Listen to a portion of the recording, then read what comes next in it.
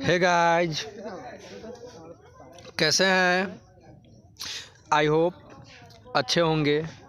Okay, आज का ये वीडियो, ये जो देख रहे हैं फ़ोटो, ये गौतम बुद्ध, ठीक है, गौतम बुद्ध का है। इन्होंने बौद्ध धर्म की स्थापना किए थे, ठीक है।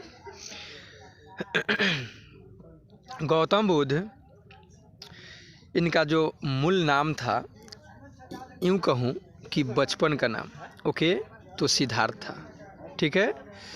ये इनका जन्म जो हुआ था मेरे भाई, इनका जन्म 563 ईसा पूर्व में कपिल वस्तु के निकट लुम्बिनी में हुआ था, ओके।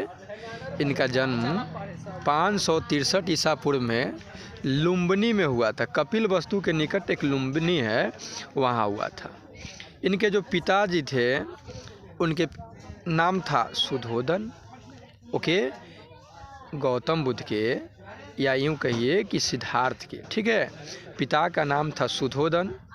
ये सुधोधन जो थे कपिल वस्तु के शाक्य गणराज के प्रमुख थे। शाक्य जो गणराज था, उस गणराज के ये क्या थे? प्रमुख थे, यूँ कहे तो मुखिया थे, ठीक है। उनकी माता, किनकी माता? गौतम बुद्ध की माता। तो गौतम बुद्ध की माता जो थी, उनका नाम था महामाया। ये महामाया जो थी, ये कौशल राज्य की राजकुमारी थी, ओके। कौशल राज्य की क्या थी? राजकुमारी थी। इनका जब जन्म हुआ तो इनके जन्म के 7वें दिन ही इनकी मम्मी अर्थात महामाया, जो कौशल राज्य की राजकुमारी थी, इनका निधन हो गया। तब क्या हुआ जी? तब इनके मौसी समझते हैं ना, मौसी, मम्मी की बहन, माँ की बहन, मौसी इनका लालन पालन किया। मौसी का नाम था प्रजापति गौतमी। गौतम गोत्र में उत्पन्न होने के कारण सिद्धार्थ गौतम कहलाए। ये गौतम जो इनका नाम पड़ा, क्योंकि ये सिद्धार्थ गौतम गोत्र में उत्पन्न हुए थे, इसलिए ये क्या कहलाए? गौतम कहलाए। इनका जो लालन पालन हुआ, गौतम बुद्ध का लालन पालन जो हुआ, सुखी और राजसी परिवार में हुआ। राजमहल के ये 4 दीवारी के अंदर ही सांसारिक कष्टों से इनको दूर रखा गया। कभी भी ये दुख क्या होता है, इसके बारे में इनको कोई पता नहीं था। ये राजकुमार सिद्धार्थ जो थे, बचपन से ही आध्यात्मिक चिंतन में निमग्न रहते थे। उनके पिता जो थे, गौतम बुद्ध के पिता, जो मैं पहले बता चुका हूँ, इनके पिता जो सुधोधन जो थे ना, बहुत चिंतित रहते थे। अब चिंतित रहने का कारण था कि ये ज़्यादा आध्यात्मिक चिंतन में ही मग्न रहते थे।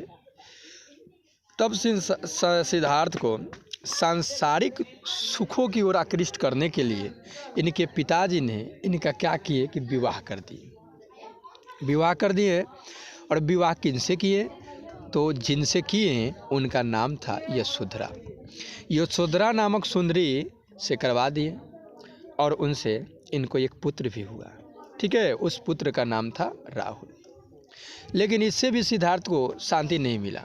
वे सांसारिक मोह माया से मुक्ति पाने के लिए हमेशा उपाय सोचते ही रहते थे।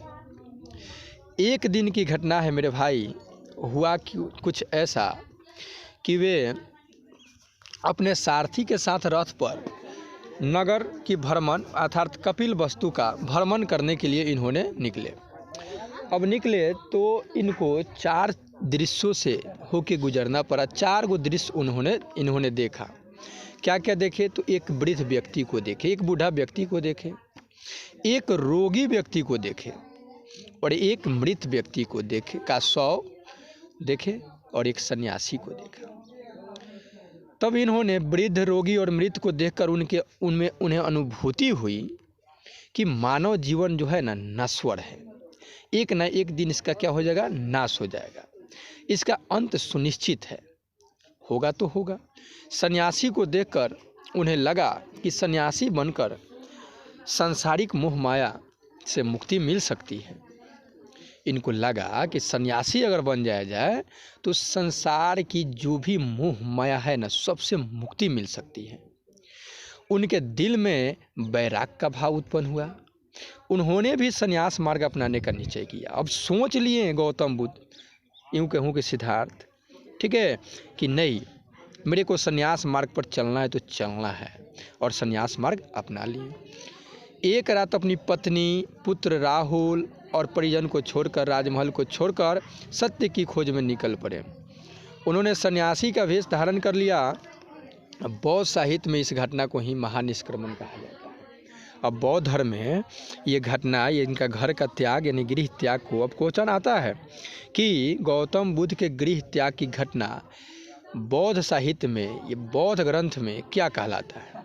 तो महाभिनिष्क्रमण कहलाता है। महाभिनिष्क्रमण कहलाता है।